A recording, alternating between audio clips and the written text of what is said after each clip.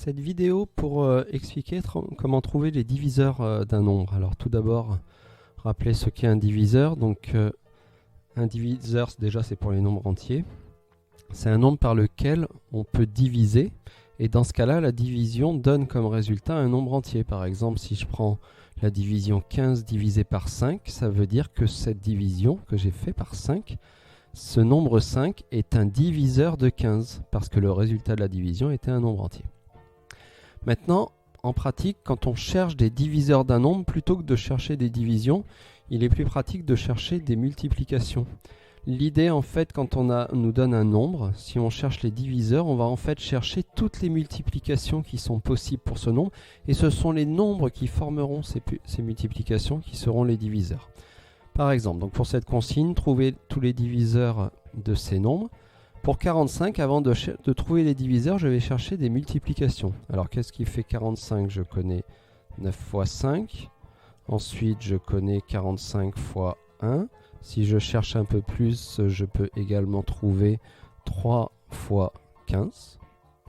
Et là, j'ai trouvé toutes les multiplications. Eh bien, les diviseurs, ce sont ces nombres qui composent les multiplications. En général, on donne la liste des diviseurs par ordre croissant. Donc, le plus petit, 1.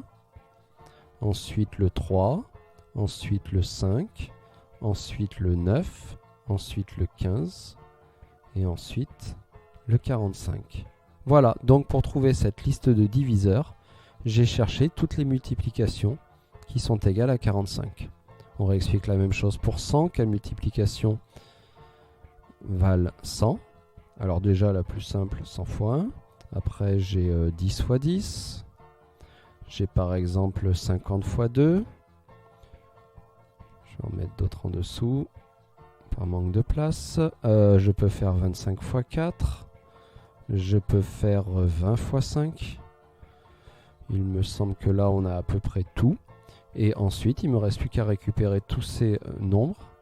Et ça me donnera les diviseurs. Alors, il y a le 1, il y a le 2, il y a le 4, le 5, le 10. Alors, le 10, c'est 10 fois 10, mais je ne le prends qu'une fois, même s'il apparaît deux fois dans la multiplication. Ensuite, il y a le 20, le 25, le 50 et le 100. Voilà, donc toute la liste des diviseurs grâce à la liste de toutes ces multiplications que j'avais trouvées. On termine avec le dernier exemple, ça va être la même chose. Quelles sont les multiplications qui valent 49? Il y a 1 fois 49, il y a 7 fois 7, et là, j'en trouve pas d'autres. Donc la liste des diviseurs, il va y avoir le 1, il va y avoir le 7, même s'il y est deux fois, je ne l'écris qu'une fois, et il y a le 49. Voilà, donc trouver des diviseurs, c'est en fait trouver des multiplications.